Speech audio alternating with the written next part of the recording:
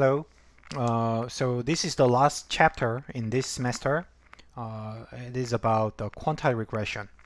So quantile regression compared to the methods that I described in the earlier chapters, quantile regression is relatively new.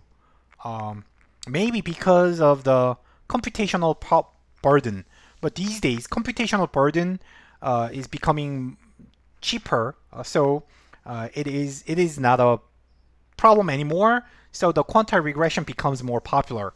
So when I was a student, when I was a college student, quantile regression was not much. Of course, it was developed, and but it was not taught at the beginning level. So I still find like I look through many textbooks, but most of them do not consider quantile regression seriously. However, I'm sure that the quantile regression is becoming one of the major technique in the empirical economics. So I strongly recommend you to study this because so think about the cost and benefit. So there are a lot of econometric techniques and methods and new theories, but some of them are very difficult to understand. So they can be classified into four categories. The best is easy and important, and the worst is difficult and not important.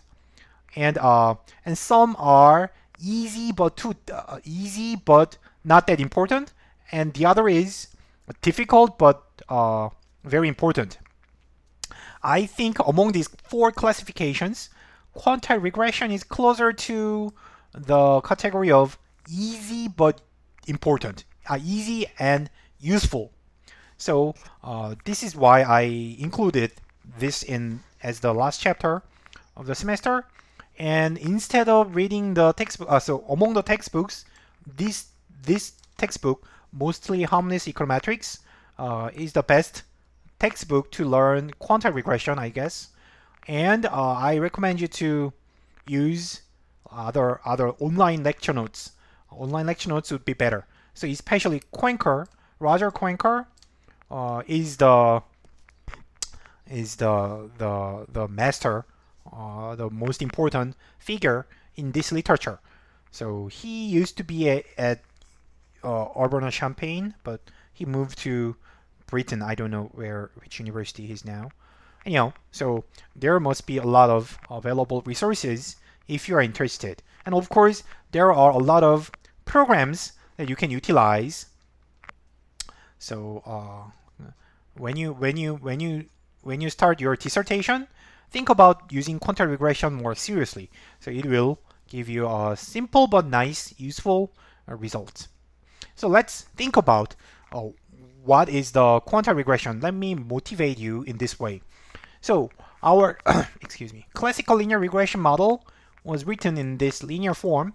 So linearity is hard to be relaxed. So not that hard. So linearity is very useful because by assuming the linear function, everything becomes so simple. So interpretation becomes simple, computation simple, like asymptotic distribution simple.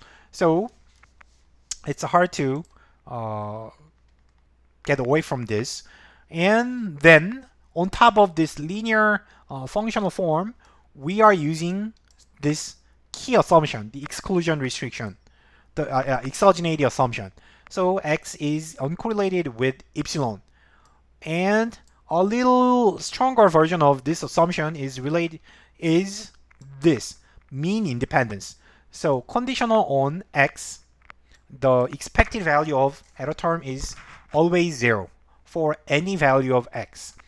This is called mean independence. So this we are going to start from this assumption. Our question here is so then it implies that the conditional mean of y outcome given x is a linear function. So this linearity combined with mean independence implies this. This is maybe the best way to interpret our linear regression model. We we assume that the mean of y conditional on x is a linear function. Then our question is, okay, it makes sense, but why? Why the mean? Of course, I know that the mean has a lot of desirable properties. It's everyone knows that, and it's easy to handle, and has many nice statistical properties. So and it works well with linear function. So you may use mean, but mean also has some shortcomings. So then, why don't we use median, for example? Just replace the mean to median. It is not wrong. It works in the same way, and you may interpret everything in the same way, like using this linear function and assuming that the median of the error term is 0. So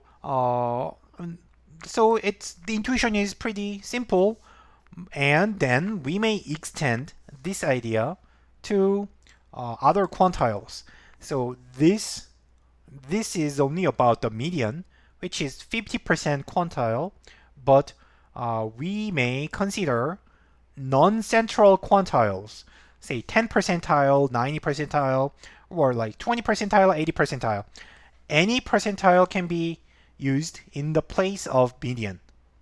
And then our generalization is the quantile, thousand quantile of y given x is a linear function.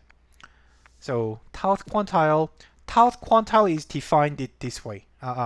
It means this way. So the probability that the outcome is below this linear function is only tau. So like if tau is 0.1, that means this captures the bottom 10 percentile. And if tau is say 0.8, then this captures the top 20 percentile. So you may interpret that accordingly. And then as I did here, you may rewrite the assumption, the model this way.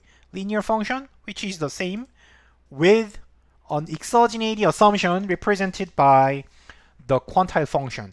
So here we are assuming that the probability that epsilon is negative is fixed at tau.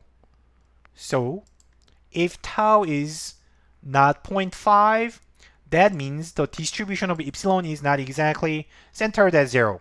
Say like lower 10 percentile could be 0, or like if tau is 0.1. So it causes a little bit of confusion. In this case, if you consider say 10% quantile, then we assume that we imagine that the center is measured at the bottom 10%. So bottom 10% is considered as a kind of center. So we set 0 at that point. So 0 is the bottom 10 percentile. That is this assumption. Let me first show you some examples how we can use the quantile. So this extension, the motivation is pretty simple, but the power of the quantile regression is coming from the fact that median is not much different from the mean. It has nice properties, but using the median regression, there is not a big gain over the mean regression. But quantile regressions are different because you can consider tails. So it's away from median. So you may consider like lower tail or upper tails. Let me discuss that I'm going to call this a video, and I will explain some examples, show you some examples in the next one. Look forward to that. See you later.